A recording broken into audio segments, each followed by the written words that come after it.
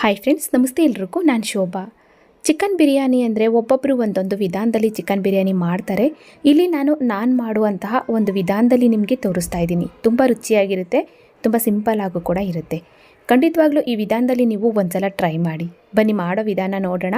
ಇನ್ನು ನನ್ನ ಚಾನಲ್ಗೆ ಸಬ್ಸ್ಕ್ರೈಬ್ ಆಗಿಲ್ಲ ಅಂದರೆ ಹಾಗೆ ಸಬ್ಸ್ಕ್ರೈಬ್ ಮಾಡ್ಕೊಳ್ಳಿ. ಪಕ್ಕದಲ್ಲಿರುವಂಥ ಬೆಲ್ ಬಟನ್ ಕೂಡ ಕ್ಲಿಕ್ ಮಾಡಿ. ಮೊದಲನೇದಾಗಿ ಇವತ್ತಿನ ಚಿಕನ್ ಬಿರಿಯಾನಿಗೆ ಇಲ್ಲಿ ನಾನು 1 kg ಆಗೋಷ್ಟು ಚಿಕನ್ ತೊಗೊಂಡಿದ್ದೀನಿ. ಚೆನ್ನಾಗಿ ತೊಳೆದು ಸ್ವಲ್ಪನೂ ನೀರು ಇಲ್ಲದೆ ಇರೋ ಹಾಗೆ ಹಿಂಡಿ ಇಟ್ಕೊಂಡಿರೋ ಅಂಥದ್ದು. ಇದಕ್ಕೆ ನಾನು ಯಾವುದೇ ರೀತಿ ಮ್ಯಾರಿನೇಟ್ ಮಾಡ್ತಾಯಿಲ್ಲ. ಇವಾಗ ಅದನ್ನು ಹಾಗೆ ಮುಚ್ಚಿ ಒಂದು ಸೈಡಲ್ಲಿಟ್ಟು ಸಿಂಪಲ್ಲಾಗಿ ಒಂದು ಮಸಾಲೆ ರುಬ್ಕೊಳ್ಳೋದಕ್ಕೆ ಒಂದು ಮಿಕ್ಸಿ ಜಾರ್ಗೆ 5 ಗೆಂಡೆ ಬೆಳ್ಳುಳ್ಳಿ ಹಾಕ್ತಾಯಿದ್ದೀನಿ. ಹಾಗೆ ಒಂದು 3 ಅಥವಾ 4 ಇಂಚಷ್ಟು ಶುಂಠಿ ಚಿಕ್ಕದಾಗಿ ಕಟ್ ಮಾಡಿ ಸೇರಿಸ್ಕೊಂಡು ಖಾರಕ್ಕೆ ಹಸಿಮೆಣ್ಸಿನ್ಕಾಯಿ ಹಾಕ್ತಾಯಿದ್ದೀನಿ. ಒಂದು 5 ಹಸಿಮೆಣ್ಸಿನ್ಕಾಯಿ, ಹಾಗೆ 1 ಹಿಡಿ ಆಗುವಷ್ಟು ಪುದೀನ ಸೊಪ್ಪು, 1 ಅಥವಾ 1.5 ಹಿಡಿ ಆಗುವಷ್ಟು ಕೊತ್ತಂಬರಿ ಸೊಪ್ಪನ್ನು ಕೂಡ ಹಾಕ್ತಾಯಿದ್ದೀನಿ. ಇದಿಷ್ಟೇ ಪದಾರ್ಥ ರುಬ್ಕೊಳ್ಳೋದಕ್ಕೆ. ಈರುಳ್ಳಿ ಹಾಕ್ತಾಯಿಲ್ಲ. ಸ್ವಲ್ಪ ನೀರು ಹಾಕ್ಕೊಂಡು ಈ ಮಸಾಲೆನ ನಾವು ನುಣ್ಣಗೆ ರುಬ್ಕೊಳ್ಳೋಣ. ಇವಾಗ ನೋಡಿ, ಮಸಾಲೆನೂ ಕೂಡ ರುಬ್ಬಿದಾಯಿತು. ಈ ರೀತಿ ಸಿಂಪಲ್ಲಾಗಿ ಒಂದು ಪೇಸ್ಟ್ ಮಾಡಿ ಇಟ್ಕೊಂಡ್ರೆ ಆಯಿತು. ಕೊತ್ತಂಬರಿ, ಪುದೀನ, ಶುಂಠಿ, ಹಸಿಮೆಣ್ಸಿನ್ಕಾಯಿ, ಸ್ವಲ್ಪ ಬೆಳ್ಳುಳ್ಳಿ ಹಾಕ್ಕೊಂಡು ಈ ರೀತಿ ಒಂದು ಪೇಸ್ಟ್ ಮಾಡಿ ಇಟ್ಕೊಳ್ಳೋಣ. ಇವಾಗ ಅದನ್ನು ಒಂದು ಸೈಡಲ್ಲಿ ಇಟ್ಟು ಅಕ್ಕಿ ನೆನೆಸಿಟ್ಕೊಳ್ಳೋಣ. ಅಕ್ಕಿ ನೆನೆಸ್ಕೊಳ್ಳೋದಕ್ಕೆ ಇಲ್ಲಿ ನಾನು ಬಾಸುಮತಿ ರೈಸ್ ತೊಗೊಂಡಿದ್ದೀನಿ. 2 ಕಪ್ಪಷ್ಟು ಬಾಸುಮತಿ ರೈಸ್ಗೆ 1 ಕಪ್ಪಷ್ಟು ನಾರ್ಮಲಾಗಿ ನಾವು ಮನೆಯಲ್ಲಿ ಯೂಸ್ ಮಾಡುವಂಥ ಅಕ್ಕಿ ಹಾಕ್ತಾಯಿದ್ದೀನಿ. ಟೋಟಲಾಗಿ ಇಲ್ಲಿ ಒಂದು 3 ಕಪ್ಪಷ್ಟು ಅಕ್ಕಿ ತೊಗೊಂಡಿದ್ದೀನಿ. ಅಂದರೆ 1 kgಗಿಂತ ಸ್ವಲ್ಪ ಜಾಸ್ತಿ ಅಕ್ಕಿನ ತೊಗೊಂಡಿದ್ದೀನಿ. ಇದನ್ನು ಒಂದು 2 ಬಾರಿ ನಾವು ಚೆನ್ನಾಗಿ ತೊಳ್ಕೊಂಡು ಒಂದು 20 ನಿಮಿಷನಾದರೂ ನಾವು ನೆನೆಯೋದಕ್ಕೆ ಬಿಡಬೇಕು. ಅಕ್ಕಿನ ನೆನೆಸಿ ಮಾಡೋದ್ರಿಂದ ಬಿರಿಯಾನಿ ತುಂಬ ಸಾಫ್ಟಾಗಿ ಬರುತ್ತೆ. ಇವಾಗ 1-2 ಬಾರಿ ನಾನು ಚೆನ್ನಾಗಿ ತೊಳ್ಕೊಂಡು ಬಂದಿದ್ದಾಯಿತು. ಮುಳುಗುವಷ್ಟು ನೀರನ್ನು ಕೂಡ ಹಾಕಿದ್ದೀನಿ. ಒಂದು 20 ನಿಮಿಷ ಇದನ್ನು ನೆನೆಯೋದಕ್ಕೆ ಬಿಡೋಣ. ನೆಕ್ಸ್ಟು ಬಿರಿಯಾನಿ ರೆಡಿ ಮಾಡ್ಕೊಳ್ಳೋದಕ್ಕೆ ಒಂದು ಪಾತ್ರೆ ಬಿಸಿ ಇಟ್ಟಿದ್ದೀನಿ. ಬಿಸಿ ಆಗ್ತಾ ಇರುವಂಥ ಪಾತ್ರೆಗೆ ಸ್ವಲ್ಪ ಎಣ್ಣೆ ಹಾಕ್ತಾಯಿದ್ದೀನಿ. ಎಣ್ಣೆ ಜೊತೆಗೆ ನೀವು ಸ್ವಲ್ಪ ತುಪ್ಪನೂ ಕೂಡ ಸೇರಿಸ್ಬೋದು. ಎಣ್ಣೆ ಚೆನ್ನಾಗಿ ಬಿಸಿ ಆಗ್ತಾ ಇದ್ದಾಗೆ ಸ್ವಲ್ಪ ಪಲಾವ್ ಸಾಮಾನುಗಳನ್ನ ಸೇರಿಸ್ಕೊಂಡು ಫ್ರೈ ಮಾಡ್ಕೊಳ್ಳೋಣ. ಎಲ್ಲ ಪಲಾವ್ ಸಾಮಾನುಗಳನ್ನೂ ಹಾಕಿದ್ದೀನಿ. ಅಂದರೆ ಬಿರಿಯಾನಿಗೆ ಏನೇನು ಹಾಕಬೇಕೋ ಎಲ್ಲ ಹಾಕ್ಕೊಂಡಿದ್ದೀನಿ. ಕಸ್ತೂರಿ ಮೇಥಿ ಬಂದುಬಿಟ್ಟು ಈ ಪದಾರ್ಥನ ಹಾಕುವಾಗ ಉರಿ ಕಡಿಮೆ ಇಟ್ಕೊಂಡು ಜಸ್ಟ್ ಈ ರೀತಿ ಮಿಕ್ಸ್ ಮಾಡಿಕೊಂಡು ಹಿಂದೆನೇ ನಾವು ಈರುಳ್ಳಿ ಹಾಕ್ಕೊಳ್ಳೋಣ. ಈರುಳ್ಳಿ ಬಂದು 5 ಈರುಳ್ಳಿ, ಮೀಡಿಯಮ್ ಸೈಜು 5 ಈರುಳ್ಳಿನ ಸ್ವಲ್ಪ ಉದ್ದಾಗಿ ತೆಳುವಾಗಿ ಕಟ್ ಮಾಡಿ ಸೇರಿಸಿದ್ದೀನಿ. ಈರುಳ್ಳಿ ಇಲ್ಲಿ ನಮಗೆ ಚೆನ್ನಾಗಿ ಫ್ರೈ ಆಗಬೇಕು. ಉರಿನ ನಾವು ಆದಷ್ಟು ಐ ಫ್ಲೇಮಲ್ಲಿ ಇಟ್ಕೊಂಡು ಈರುಳ್ಳಿನ ಬ್ರೌನ್ ಕಲರ್ಗೆ ಟರ್ನ್ ಆಗೋ ತನಕ ಮಧ್ಯ ಈ ರೀತಿ ತಿರುಗಿಸ್ಕೊಂಡು ಫ್ರೈ ಮಾಡ್ಕೊಳ್ಳೋಣ. ಇವಾಗ ನೀವಿಲ್ಲಿ ನೋಡ್ತಾ ಇರ್ಬೋದು, ಈರುಳ್ಳಿನ ನಾನು ಈ ರೀತಿ ಫ್ರೈ ಮಾಡ್ಕೊಂಡಿದ್ದೀನಿ. ನೋಡಿ, ಇಷ್ಟಾದರೆ ಸಾಕಾಗುತ್ತೆ. ಇದೇ ರೀತಿ ನಾವು ಚೆನ್ನಾಗಿ ಈರುಳ್ಳಿನ ಫ್ರೈ ಮಾಡಿಕೊಂಡು ಆಮೇಲೆ ಉಳಿದ ಪದಾರ್ಥಗಳನ್ನ ಸೇರಿಸ್ಬೇಕು. ಬಿರಿಯಾನಿ ಫ್ಲೇವರ್ ಆಗ್ಬೋದು, ಟೇಸ್ಟ್ ಆಗ್ಬೋದು, ತುಂಬ ಚೆನ್ನಾಗಿ ಬರುತ್ತೆ. ಇವಾಗ ಇದಕ್ಕೆ ನಾವು ಆಲ್ರೆಡಿ ಮಿಕ್ಸಿನಲ್ಲಿ ರುಬ್ಬಿದಂಥ ಕೊತ್ತಂಬರಿ, ಪುದೀನ, ಹಸಿಮೆಣ್ಸಿನ್ಕಾಯಿ, ಬೆಳ್ಳುಳ್ಳಿ, ಶುಂಠಿ ಏನು ಹಾಕಿ ರುಬ್ಬಿ ಒಂದು ಪೇಸ್ಟ್ ಮಾಡಿ ಇಟ್ಟಿದ್ವಲ್ಲ ಅದನ್ನು ಸೇರಿಸಿದ್ದೀನಿ. ಇದ್ರ ಜೊತೆಗೆ ನಾನು ಟೊಮೊಟೊನೂ ಕೂಡ ಹಾಕ್ತಾಯಿದ್ದೀನಿ. ವಿಡಿಯೋ ಕಟ್ಟಾಗಿದೆ. ಒಂದು 4 ಟೊಮೊಟೊ, ಮೀಡಿಯಮ್ ಸೈಜು ಒಂದು 4 ಟೊಮೊಟೊನ ಸ್ವಲ್ಪ ಚಿಕ್ಕದಾಗಿ ಕಟ್ ಮಾಡಿ ಸೇರಿಸಿದ್ದೀನಿ. ಮಸಾಲೆ ಜೊತೆಯಲ್ಲಿ ಟೊಮೊಟೊನೂ ಕೂಡ ಬೇಗ ಕರಗುತ್ತೆ. ಮಸಾಲೆನೂ ಫ್ರೈ ಆಗಬೇಕು, ಟೊಮೊಟೊನೂ ಕೂಡ ನಮಗೆ ಚೆನ್ನಾಗಿ ಫ್ರೈ ಆಗಬೇಕು. ಇವಾಗ ಇದನ್ನು ಮಧ್ಯ ತಿರುಗಿಸ್ಕೊಂಡು ಮುಚ್ಚಿ ನಾವು ಚೆನ್ನಾಗಿ ಮಸಾಲೆ ಫ್ರೈ ಆಗೋ ತನಕ ಫ್ರೈ ಮಾಡ್ಕೊಳ್ಳೋಣ.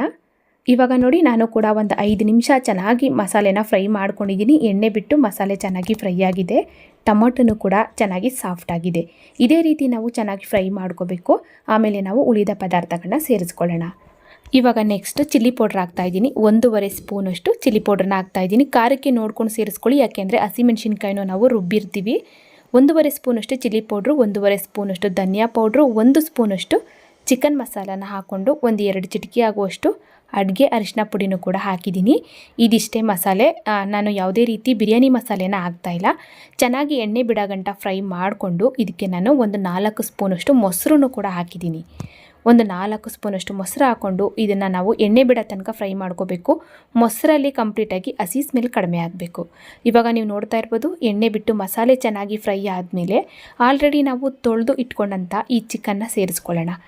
ಎಲ್ಲ ಚಿಕನ್ನು ಕೂಡ ಸೇರಿಸ್ಕೊಂಡು ಚೆನ್ನಾಗಿ ಒಂದು ಸಲ ಮಿಕ್ಸ್ ಮಾಡಿಕೊಂಡು ಚಿಕನ್ಗೆ ನಾವು ಉಪ್ಪು ಹಾಕಿ ಫ್ರೈ ಮಾಡ್ಕೊಳ್ಳೋಣ. ಇವಾಗ ಚಿಕನ್ಗೆ ಎಷ್ಟು ಉಪ್ಪು ಬೇಕು ಅಷ್ಟು ಉಪ್ಪು ಮಾತ್ರ ಹಾಕಿ ಫ್ರೈ ಮಾಡ್ಕೊಳ್ಳೋಣ. ಆಮೇಲೆ ನಾವು ರುಚಿ ನೋಡಿಕೊಂಡು ಮತ್ತೆ ಉಪ್ಪು ಸೇರಿಸ್ಬೋದು. ಇವಾಗ ಸ್ವಲ್ಪ ಉಪ್ಪು ಹಾಕಿದ್ದೀನಿ. ಒಂದು ಸಲ ಚೆನ್ನಾಗಿ ಮಿಕ್ಸ್ ಮಾಡಿಕೊಂಡು ಚಿಕನ್ ಸ್ವಲ್ಪ ಚೆನ್ನಾಗಿ ಫ್ರೈ ಆಗೋ ತನಕ ಮಧ್ಯ ನಾವು ಈ ರೀತಿ ತಿರುಗಿಸ್ಕೊಂಡು ಮುಚ್ಚಿ ಫ್ರೈ ಮಾಡ್ಕೊಳ್ಳೋಣ. ಇವಾಗ ನೋಡಿ ಚಿಕನ್ನು ಕೂಡ ಚೆನ್ನಾಗಿ ಫ್ರೈ ಆಗಿ ಎಣ್ಣೆ ಬಿಟ್ಟಿದೆ. ಇದೇ ರೀತಿ ನಾವು ಚೆನ್ನಾಗಿ ಫ್ರೈ ಮಾಡಿಕೊಂಡು ಫೈನಲ್ ಆಗಿ ಇದಕ್ಕೆ ನಾನು ಗೋಡಂಬಿ ಪೇಸ್ಟನ್ನ ಹಾಕ್ತಾಯಿದ್ದೀನಿ.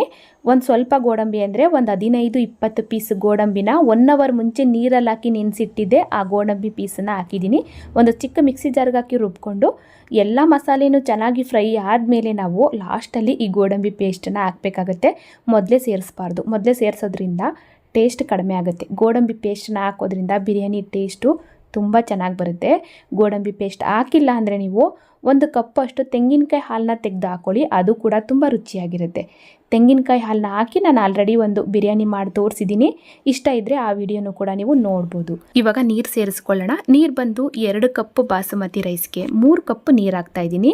ಮತ್ತು ನಾರ್ಮಲಾಗಿ ನಾವು ಮನೆಯಲ್ಲಿ ಯೂಸ್ ಮಾಡುವಂಥ ಅಕ್ಕಿನ 1 ಕಪ್ ಹಾಕಿದ್ದೀನಿ. ಅದಕ್ಕೆ ನಾನು 2 ಕಪ್ ನೀರು ಹಾಕ್ತಾಯಿದ್ದೀನಿ. ಟೋಟಲಾಗಿ ಇಲ್ಲಿ 5 ಕಪ್ ಅಷ್ಟು ನೀರಾಯಿತು. 2 ಕಪ್ ಬಾಸುಮತಿ ರೈಸ್ಗೆ 3 ಕಪ್ ಅಷ್ಟು ನೀರು ಮತ್ತು ನಾರ್ಮಲಾಗಿ ಹಾಕಿರುವಂಥ ಅಕ್ಕಿಗೆ 2 ಕಪ್ ನೀರು. 1 ಕಪ್ ಅಕ್ಕಿಗೆ 2 ಕಪ್ ನೀರು. ಟೋಟಲಾಗಿ ಇಲ್ಲಿ 5 ಕಪ್ ಅಷ್ಟು ನೀರು ಹಾಕಿದ್ದೀನಿ. ಅಕ್ಕಿ ನೆನೆಸಿರೋದ್ರಿಂದ ಕರೆಕ್ಟಾಗಿ ಆಗುತ್ತೆ. ನೀವೇನಾದರೂ ಅಕ್ಕಿ ನೆನೆಸಿಲ್ಲ ಅಂದರೆ ಒಂದು ಅರ್ಧ ಕಪ್ ಅಷ್ಟು ನೀರನ್ನ ಎಕ್ಸ್ಟ್ರಾ ಹಾಕ್ಕೊಳ್ಳಿ. ಇವಾಗ ಚೆನ್ನಾಗಿ ಒಂದು ಸಲ ಮಿಕ್ಸ್ ಮಾಡಿಕೊಂಡು ರುಚಿ ನೋಡಿಕೊಂಡು ಮತ್ತೆ ನಾವು ಉಪ್ಪನ್ನು ಸೇರಿಸ್ಕೊಳ್ಳೋಣ. ಇವಾಗ ನೋಡಿ ಸ್ವಲ್ಪ ಉಪ್ಪು ಕಡಿಮೆ ಅನ್ನಿಸ್ತು. ನಾನು ಕೂಡ ಸ್ವಲ್ಪ ಉಪ್ಪನ್ನ ಸೇರಿಸಿದ್ದೀನಿ. ಚೆನ್ನಾಗಿ ಒಂದು ಸಲ ಮಿಕ್ಸ್ ಮಾಡಿಕೊಂಡು ನೀರನ್ನ ಕುದಿಯೋದಕ್ಕೆ ಬಿಡೋಣ. ಇವಾಗ ನೋಡಿ ನೀರು ಕೂಡ ಕುದಿಯೋದಕ್ಕೆ ಸ್ಟಾರ್ಟ್ ಆಗಿದೆ. ಆಲ್ರೆಡಿ ನಾವು ತೊಳೆದು ನೆನೆಸಿ ಇಟ್ಕೊಂಡಂಥ ಈ ಅಕ್ಕಿನ ಸೇರಿಸೋಣ. ಅಕ್ಕಿ ಸೇರಿಸಿದ ಮೇಲೆ ಕಡಿಮೆ ಉರಿನಲ್ಲೇ ನಾವು ಬೇಯಿಸ್ಕೋಬೇಕಾಗತ್ತೆ. ಐ ಫ್ಲೇಮಲ್ಲಿ ಬೇಯಿಸ್ಕೋಬೇಡಿ, ಅನ್ನ ಎಲ್ಲ ಕಟ್ಟಾಗುತ್ತೆ. ಇವಾಗ ಎಲ್ಲ ಅಕ್ಕಿನೂ ಕೂಡ ಸೇರಿಸಿದಾಯಿತು. ನಿಧಾನವಾಗಿ ಒಂದು ಸಲ ಮಿಕ್ಸ್ ಮಾಡಿಕೊಂಡು ಕಡಿಮೆ ಉರಿನಲ್ಲಿ ಅಂದರೆ ಲೋ ಫ್ಲೇಮಲ್ಲೇ ಇದನ್ನು ನಾವು ಬೇಯಿಸ್ಕೋಬೇಕು. ಪದೇ ನಾವು ಅಕ್ಕಿನ ಹಾಕಿದ್ಮೇಲೆ ತಿರುಗಿಸ್ಬಾರ್ದು. ಇವಾಗ ಅಕ್ಕಿ ಹಾಕಿದ್ಮೇಲೆ ಮೊದಲನೇದಾಗಿ ನಾನು ಒಂದು ಸಲ ಈ ರೀತಿ ಮಿಕ್ಸ್ ಮಾಡ್ಕೊತಾ ಇದ್ದೀನಿ ಅಷ್ಟೇ. ಇವಾಗ ಕಡಿಮೆ ಉರಿನಲ್ಲಿ ನಾನು ಬೇಯೋದಕ್ಕೆ ಬಿಡ್ತಾ ಇದ್ದೀನಿ. ಇವಾಗ ನೀವಿಲ್ಲಿ ನೋಡ್ತಾ ಇರ್ಬೋದು, ಅನ್ನನ ನಾನು ಇದೇ ರೀತಿ ಕಡಿಮೆ ಉರಿನಲ್ಲಿ ಬೇಯಿಸ್ಕೊತಾ ಇದ್ದೀನಿ ನೋಡಿ. ಫೈನಲ್ ಆಗಿ ಕೊನೆಯದಾಗಿ ಇನ್ನೊಂದು ಸಲ ಚೆನ್ನಾಗಿ ಮಿಕ್ಸ್ ಮಾಡ್ಕೊಳ್ಳೋಣ. ಫಸ್ಟು ನಾನು ಅಕ್ಕಿ ಹಾಕಿದ್ಮೇಲೆ ಒಂದು ಸಲ ಮಿಕ್ಸ್ ಮಾಡಿದ್ದೆ. ಇವಾಗ ಒಂದು ಸಲ ಫೈನಲ್ ಆಗಿ ಮಿಕ್ಸ್ ಮಾಡ್ಕೊತಾ ಇದ್ದೀನಿ ಅಷ್ಟೇ. ಮಧ್ಯದಲ್ಲಿ ನಾನು ಮಿಕ್ಸ್ ಮಾಡಿಲ್ಲ ನೋಡಿ. ಈ ರೀತಿ ಫೈನಲ್ ಆಗಿ ಒಂದು ಸಲ ಚೆನ್ನಾಗಿ ಮಿಕ್ಸ್ ಮಾಡಿಕೊಂಡು ಮುಚ್ಚಿ ನಾವು ಮೀಡಿಯಮ್ ಫ್ಲೇಮಲ್ಲಿ ಅಳಿಸ್ಕೊಳ್ಳೋಣ. ಮೀಡಿಯಮ್ ಫ್ಲೇಮಲ್ಲಿ ಒಂದು 10 ನಿಮಿಷ ನಾವು ಅಳಿಸ್ಕೊಂಡು ಆಮೇಲೆ ನಾವು ಕಡಿಮೆ ಉರಿ ಮಾಡಬೇಕು. ಆವಾಗ ಅನ್ನ ಹದವಾಗಿ ಅಳ್ಕೊಳ್ಳುತ್ತೆ. ಫುಲ್ಲು ಲೋ ಫ್ಲೇಮಲ್ಲಿ ಅಳಿಸ್ಕೊಳ್ಳೋಣ. ಇವಾಗ ಅನ್ನ ಚೆನ್ನಾಗಿ ಅಳ್ಳಿದ ಮೇಲೆ ಕ್ಯಾಪ್ ಓಪನ್ ಮಾಡಿ ತೋರಿಸ್ತಾ ಇದ್ದೀನಿ ನೋಡಿ. ಸೂಪರಾಗಿ ಬಿರಿಯಾನಿ ರೆಡಿಯಾಗಿದೆ. ತುಂಬ ಚೆನ್ನಾಗಿ ಬಂದಿದೆ. ಮಸಾಲೆನೂ ಕೂಡ ಕರೆಕ್ಟಾಗಿ ಆಗಿದೆ. ನೀರಿನ ಅದನ್ನು ಕೂಡ ಕರೆಕ್ಟಾಗಿದೆ. ಇಲ್ಲಿ ನಾನು ಪಾತ್ರೆನಲ್ಲಿ ಮಾಡಿರೋದ್ರಿಂದ ಮೇಲೆ ಕೆಳಗೆ ಮಿಕ್ಸ್ ಮಾಡೋ ಅವಶ್ಯಕತೆಯೇ ಇಲ್ಲ. ಹದವಾಗಿ ಮಸಾಲೆ ಕುಂತಿದೆ ನೋಡಿ. ತುಂಬ ಚೆನ್ನಾಗಿ ಬಂದಿದೆ. ಅಕ್ಕಿನ ನಾವು ಸ್ವಲ್ಪ ಚೆನ್ನಾಗಿ ನೆನೆಸಿ ಕಡಿಮೆ ಉರಿನಲ್ಲಿ ಬೇಯಿಸ್ಕೊಂಡಿರೋದ್ರಿಂದ ಅನ್ನನೂ ಕೂಡ ಉದುರಾಗಿ ಸಾಫ್ಟಾಗಿ ರೆಡಿಯಾಗಿದೆ ನೋಡಿ. ಇಷ್ಟೇ ಇದು. ನೀವು ಕೂಡ ತಪ್ಪದೆ ಈ ವಿಧಾನದಲ್ಲಿ ಒಂದ್ಸಲ ಟ್ರೈ ಮಾಡಿ. ಇವಾಗ ಫೈನಲಿ ಬಿರಿಯಾನಿ ಅಂತೂ ರೆಡಿಯಾಗಿದೆ. ಸ್ವಲ್ಪ ನಾವು ಗೋಡಂಬಿ ಪೇಸ್ಟನ್ನು ಹಾಕಿ ಮಾಡಿರೋದ್ರಿಂದ ಬಿರಿಯಾನಿಯ ರುಚಿನೂ ಕೂಡ ತುಂಬ ಚೆನ್ನಾಗಿ ಬಂದಿದೆ.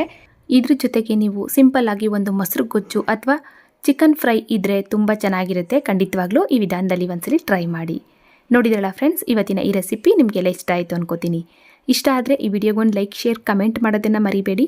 ಹಾಗೆ ಇನ್ನಷ್ಟು ಈಜಿ ರೆಸಿಪಿಗಾಗಿ ನೋಡಿ ತಿಳಿ ಮಾಡಿ ಕಲಿ ಚಾನಲ್ನ ಸಬ್ಸ್ಕ್ರೈಬ್ ಮಾಡ್ಕೊಳ್ಳಿ. ಪಕ್ಕದಲ್ಲೇ ಇರುವಂಥ ಬೆಲ್ ಬಟನ್ ಕೂಡ ಕ್ಲಿಕ್ ಮಾಡಿ. Thank you for watching.